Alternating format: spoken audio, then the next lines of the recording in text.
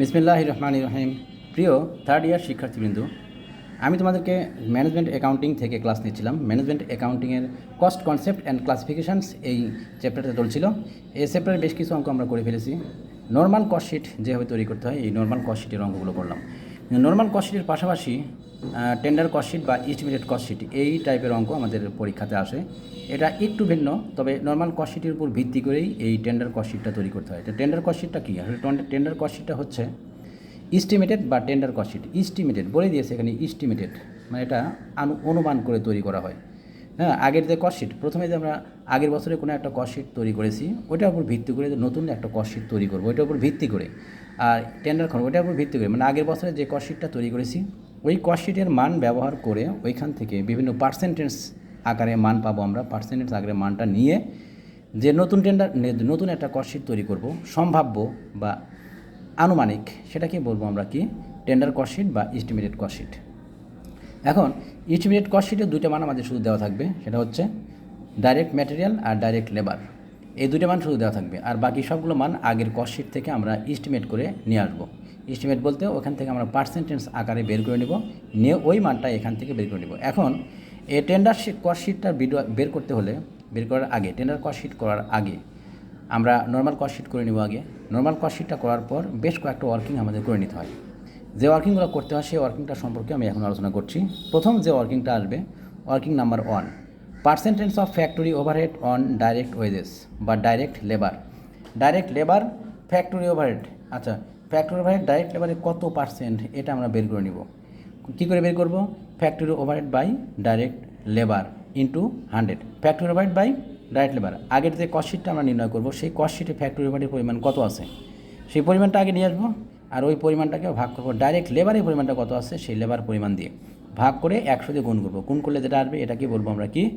Percentage of factory overhead on direct wages বা direct labour. আচ্ছা, এটার পরিমাণে একটা কিছু আসবে, যে পরিমাণটা আসবে এটা আমরা আমাদের বোঝানোর সুবিধার্থে আমরা ধরে নিলাম A%। একটা পার্সেন্ট আসবে, সেই পার্সেন্টটাকে আমরা ধরলাম A। আচ্ছা, 2 নম্বর ওয়ার্কিং আমাদের আসবে percentage of administrative overhead on work cost.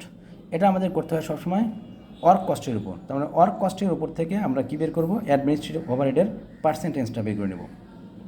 এখন এখান থেকে যে মানটা পাচ্ছি, অ্যাডমিনিস্ট্রেটিভ ওভারহেড বাই হচ্ছে ওয়ার্ক কস্ট ইন্টু 100 সমান B%। আমরা একটা মান পাবো, সেই মানটাকে নাম দিলাম আমাদের বোঝানোর সুবিধার্থে, আমি ধরলাম এটা B%। একটা কিছু আসবে, তাহলে percentage of administrative overhead on work cost, তাহলে ওয়ার্ক কস্ট দিয়ে ভাগ, আর অ্যাডমিনিস্ট্রেটিভ ওভারহেডকে ভাগ করবো আমরা ওয়ার্ক কস্টে ইন্টু কত? 100। এটা করে আমরা পাবো কত? যে মান আসবে এটা B%, এটা নাম দিলাম B%। এবার 3 নাম্বার আমরা যে ওয়ার্কিংটা করবো সেটা percentage of selling overhead on work cost. এবার সেলিং ওভারহেডটা করবো আমরা ওয়ার্ক কস্টের উপর। ওয়ার্ক কস্ট আমরা পাবো সেই আগের কস্ট শিট অনুযায়ী ওয়ার্ক কস্টের যে পরিমাণটা আছে সেই ওয়ার্ক কস্টের পরিমাণ দিয়ে সেলিং ওভারহেডকে ভাগ করবো আর 100 দিয়ে গুণ করবো, তাহলে পেয়ে যাবো একটা মান। যে মানটা আসবে সেই মানটাকে আমরা ধরলাম C%। একটা পার্সেন্ট আসবে, C% ধরে নিলাম। Working 4, percentage of distribution overhead. ধরো সেলিংটা আলাদাভাবে দেওয়া আছে, ডিস্ট্রিবিউশনটা আলাদাভাবে দেওয়া আছে, তাহলে সেক্ষেত্রে আমরা এইভাবে বের করে নেব। Distribution overhead on work cost, সেক্ষেত্রে কী হবে? ডিস্ট্রিবিউশন ওভারহেডটা থাকবে উপরে, ওয়ার্ক কস্ট থাকবে নিচে, ইন্টু কত? 100। আচ্ছা, এখান থেকে আমরা পেয়ে যাচ্ছি কত? যে মানটা আসবে সেই মানটাকে আমরা নাম দিলাম D%। একটা পার্সেন্ট আসলো, সেই পার্সেন্টের নাম দিলাম D%। এবার percentage of profit on sales. Profit on sales, অনেক সময় সেলসের উপরে আমরা প্রফিট বের করতে পারি, অথবা কস্টের উপরে বের করতে পারি। কারণ সেলসের উপর যদি করি তাহলে আমাদের আসবে এরকম যে percentage of profit on sales সমান প্রফিট বাই সেলস ইন্টু 100। প্রফিটটা থাকবে উপরে আর সেলস থাকবে নিচে, ইন্টু কত? 100 করে আমরা একটা মান আসবে, সেই মানটার নাম দিলাম E%। এখন এটা সেলসের উপর হতে পারে, আবার কস্টের উপর আমরা করতে পারি। কস্ট বা সেলস যে কোনো একটা নির্ণয় করলেই হলো। যে কস্ট উপর যদি করি তাহলে এরকমভাবে হবে যে percentage of profit on cost. তাহলে প্রথমে আসবে কি? উপরে থাকবে প্রফিট আর নিচে থাকবে কস্ট, ইন্টু কত? 100। এখান থেকে একটা মান আসবে, সেই মানটাকে আমরা E% ধরে নিলাম, মানে প্রফিটের পার্সেন্টটাকে আমরা E দিয়ে প্রকাশ করলাম, ধরে নিলাম আমরা এটা। এবার আমরা টেন্ডার কস্ট শিট বের করছি। টেন্ডার কস্ট শিটের এই ফরম্যাটটা সম্পূর্ণ দেখিয়ে দিচ্ছি। টেন্ডার কস্ট শিট বা এস্টিমেটেড কস্ট শিট, প্রথমে আসবে কি? পার্টিকুলার্স লিখলাম। তারপরে এর মধ্যে আসবে ডাইরেক্ট ম্যাটেরিয়াল, দেওয়া থাকবে আমাদের অঙ্কে অবশ্যই, আর ডাইরেক্ট লেবার এটাও দেওয়া থাকবে। এই দুইটা যোগ করে আমরা পাবো কি? Prime cost. তারপর আসবে ফ্যাক্টরি ওভারহেড অ্যাড করবো এর সাথে ফ্যাক্টরি ওভারহেড। ফ্যাক্টরি ওভারহেডের পরিমাণটা আমরা এখানে বের করে নিব, সরাসরি দেওয়া থাকবে না। ওই যে একটু আগে আমরা বের করলাম ফ্যাক্টরি ওভারহেডের রেটটা, ঠিক আছে। ডাইরেক্ট ফ্যাক্টরি ওভারহেডটা কত, ডাইরেক্ট লেবারের কত পার্সেন্ট, ওটা তো আমরা বের করবো। 1 নম্বর ওয়ার্কিংয়ে একটা পার্সেন্ট বের করেছিলাম, A%, যে 1 নম্বর ওয়ার্কিংয়ে যে পার্সেন্টটা পেয়েছি সেই পার্সেন্ট দিয়ে এইখানে যে ডাইরেক্ট লেবার আছে সেই ডাইরেক্ট লেবারকে গুণ করব। তাহলে ডাইরেক্ট লেবার এখানে যে পরিমাণটা পাবো সেই পরিমাণটাকে আমরা 1 নম্বর ওয়ার্কিংয়ের পার্সেন্ট দিয়ে গুণ করলে যে অ্যামাউন্ট আসবে এটাই হচ্ছে আমাদের ফ্যাক্টরি ওভারহেডের পরিমাণ। এবার এই ফ্যাক্টরি ওভারহেডের পরিমাণটা আমরা যোগ করবো কার সাথে, প্রাইম কস্টের সাথে। প্রাইম কস্ট আর ফ্যাক্টরি ওভারহেড যোগ করে আসবে কি, ওয়ার্ক কস্ট। ওয়ার্ক কস্ট পেয়ে গেলাম। এখন এই ওয়ার্ক কস্টের উপর ভিত্তি করে নিচের অপারেটিং এক্সপেন্সেসের পরিমাণগুলো সবগুলো বের করব। অপারেটিং এক্সপেন্সেসের পরিমাণটা দেখুন। এখন এই অপারেটিং এক্সপেন্সেসের পরিমাণের মধ্যে কী কী আসবে, অ্যাডমিনিস্ট্রেটিভ এক্সপেন্সেস। অ্যাডমিনিস্ট্রেটিভ এক্সপেন্সেস ওয়ার্কিংয়ে আমরা পেয়েছি 2 নাম্বার ছিল, 2 নম্বরে ওয়ার্কিংয়ে আমরা পেয়েছিলাম কি, অ্যাডমিনিস্ট্রেটিভ ওভারহেড। কার উপর করেছিলাম, percentage of administrative overhead on work cost. Work কস্টের উপর আমরা বের করেছিলাম, ওটা কত ছিল, B%। আমরা একটা পার্সেন্ট পেয়েছি, সেই পার্সেন্টের নাম দিয়েছি কত, B%। এখন এই B%টা দিয়ে গুণ করবো কাকে, WC বলতে এখানে বোঝাচ্ছি আমরা ওয়ার্ক কস্ট। এই যে ওয়ার্ক কস্টের পরিমাণ যেটা আসবে, এই ওয়ার্ক কস্টের পরিমাণকে আমরা এই administrative expenses, percentage of administrative expenses on work cost, যেটা আমরা ওয়ার্কিংয়ে পেয়েছি 2 নম্বর ওয়ার্কিংয়ে, সেই মান দিয়ে গুণ করব। গুণ করে এখানে এই অ্যামাউন্ট পেয়ে যাবো আমরা। তারপরে সেলিং ওভারহেড, এটাও 3 নম্বর ওয়ার্কিংয়ে আমরা বের করেছি, C% পেয়েছিলাম 3 নম্বর ওয়ার্কিংয়ে। 3 নম্বর ওয়ার্কিংটা ছিল এরকম যে percentage of selling overhead on work cost. Work কস্টের কত পার্সেন্ট সেলিং ওভারহেড, ওটা কত পার্সেন্ট পেয়েছিলাম আমরা, C%। এখন এই C% দিয়ে এখানে ওয়ার্ক কস্ট যেটা আছে সেই ওয়ার্ক কস্টকে আমরা গুণ করব। তাহলে ওয়ার্ক কস্টের পরিমাণকে গুণ করে যেটা আসবে এটাই হচ্ছে আমাদের সেলিং ওভারহেড। এবার ডিস্ট্রিবিউশন ওভারহেড। ডিস্ট্রিবিউশন ওভারহেড ছিল আমাদের ওয়ার্কিং নাম্বার 4। এখানে আমরা লিখেছিলাম 4 নম্বর ওয়ার্কিংয়ে যে percentage of distribution overhead on work cost, এটা পরিমাণ কত ছিল, D% পেয়েছিলাম আমরা। ওই D% দিয়ে এখন আমরা এইখানে যে ওয়ার্ক কস্টটা আছে সেই ওয়ার্ক কস্টটাকে গুণ করব।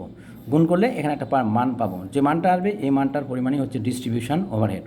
এখন এই 3টা অ্যামাউন্ট একবারে যোগ করে দেবো, যোগ করলে যে অ্যামাউন্ট পাবো আমরা এটাকে ডান পাশে পার করে দিব, আর যেটা আসবে এটার নামই হচ্ছে টোটাল অপারেটিং এক্সপেন্সেস। এখন অপারেটিং এক্সপেন্সেসটা আমরা যোগ করব ওয়ার্ক কস্টের সাথে, ওয়ার্ক কস্টের সাথে যোগ করলে যে অ্যামাউন্ট আসবে এর নাম হচ্ছে টোটাল কস্ট। এবার এই টোটাল কস্টের সাথে অ্যাড করব কি আমরা, প্রফিট। প্রফিট আমরা যদি সেলসের উপর প্রফিট নির্ণয় করতে, কস্টের উপর প্রফিট যদি নির্ণয় করে থাকি, পার্সেন্টেজ যেটা প্রফিটের পার্সেন্ট বের করেছি সেই পার্সেন্টটা যদি আগের কস্ট অনুযায়ী কস্টের উপর বের করে থাকি, মানে কস্টের উপর এত পার্সেন্ট প্রফিট এরকম যদি বের করে থাকি, তাহলে আমরা যে পার্সেন্ট পাবো সেই পার্সেন্টকে এইখানে টোটাল কস্টকে নিয়ে এসে সরাসরি টোটাল কস্টের সাথে গুণ করে দেব। তাহলে আমরা এখান থেকে পেয়ে দেবো কি, প্রফিট। তার মানে কি, আগের কস্টশিটে অনুযায়ী, মানে নর্মাল কস্টশিট অনুযায়ী যদি আমরা টোটাল কস্টের উপর প্রফিটের পার্সেন্টটা বের করে থাকি, তাহলে সেই পার্সেন্টকে নিয়ে এসে এখানে টোটাল কস্টকে সরাসরি গুণ করে দিব, পার্সেন্ট দিয়ে গুণ করে দেব। আর যদি আমরা সেলসের উপর নির্ণয় করে থাকি, সেলস আগের কস্টশিট অনুযায়ী সেলিং প্রাইসের উপর আমরা কী করেছিলাম, বা সেলসের উপর কী করেছিলাম, প্রফিট যদি বের করে থাকি, তাহলে সেক্ষেত্রে আমরা প্রফিটটা বের করব এরকম নিয়মে, টোটাল কস্ট ইন্টু পার্সেন্ট কত ছিল, E%, তাহলে দিয়ে গুণ করব, আর এখানে ভাগ করবো কত দিয়ে, 100 মাইনাস ই মানে সেটা হতে পারে 10, 20, 15, 25, 30 যা পার্সেন্ট পাবো সেই পার্সেন্টটা আমরা এখানে নিয়ে আসবো। তবে পার্সেন্ট চিহ্ন দিয়ে না, আমরা সরাসরি সংখ্যা দিয়ে গুণ করব, আর নিচে 100 মাইনাস ওই সংখ্যা, তারপরে যেটা আসবে সেই অ্যামাউন্টটা আমরা এখানে হবে কি, প্রফিটের পরিমাণ। এবার এই প্রফিটটা এর সাথে যোগ করলে যেটা আসবে এটা কি বলবো আমরা, টোটাল সেলস বা টেন্ডার প্রাইস, এটা কি বলবো আমরা, টেন্ডার প্রাইস। এই ছিল আমাদের হচ্ছে টেন্ডার প্রাইসের অঙ্ক। টেন্ডার প্রাইসের অঙ্কটা আমরা সামনের ক্লাসে করব। আর এই শিটটা তোমরা একটু ভালো করে বুঝে নিও। আর তার আগে আমাদের ওয়ার্কিংগুলো বেশি গুরুত্বপূর্ণ, ওয়ার্কিংগুলো অবশ্যই ভালো করে বুঝে নেবে তোমরা। যে ওয়ার্কিংগুলো আমি বুঝে দিলাম, মুখস্থ রাখো এটা, যে কোন কস্ট কার উপর করতে হয়, মানে পার্সেন্টেজ কোনটার উপর কোনটা আসবে এই জিনিসটা তোমাদেরকে মনে রাখতে হবে, নাহলে কোনোভাবেই টেন্ডার কস্টশিটের অঙ্ক পারা সম্ভব নয়। আর যেভাবে এখন অঙ্কর প্রশ্নগুলো, মানে ম্যানেজমেন্ট অ্যাকাউন্টিংয়ের প্রশ্নটা কঠিন হচ্ছে, সুতরাং তোমাদের এখন জটিল প্রশ্নগুলি সমাধান করতে হবে। সহজ প্রশ্ন হুবহু বই থেকে আর তুলে দেবে না কখনোই, এখন কিছু না কিছু চেঞ্জ করবেই। এখন চেঞ্জ যেটাই করুক, মূল জিনিসটা যদি আমাদের জানা থাকে, যদি অঙ্কের বেসটা আমাদের ভালো হয়, তাহলে অঙ্ক যদি একটু ঘুরিয়েও দেয় তাও আমরা করতে পারবো। তো তোমাদের টেন্ডেন্সি থাকবে এটা যে আমরা হুবহু অঙ্ক কমন পাবো না, অঙ্ক একটু চেঞ্জ করবেই। সুতরাং চেঞ্জ যেভাবে করুক আমরা যেন পারি সেভাবে আমরা প্রিপারেশন নিব। আজকে এ পর্যন্তই। তোমার সবাই ভালো থাকো, আর আমার ক্লাসটা যদি ভালো লাগে লাইক, কমেন্টস ও শেয়ার দিয়ে সাবস্ক্রাইব কেউ করে না থাকলে সাবস্ক্রাইব করে দাও। আজকে এ পর্যন্তই। আল্লাহ হাফেজ।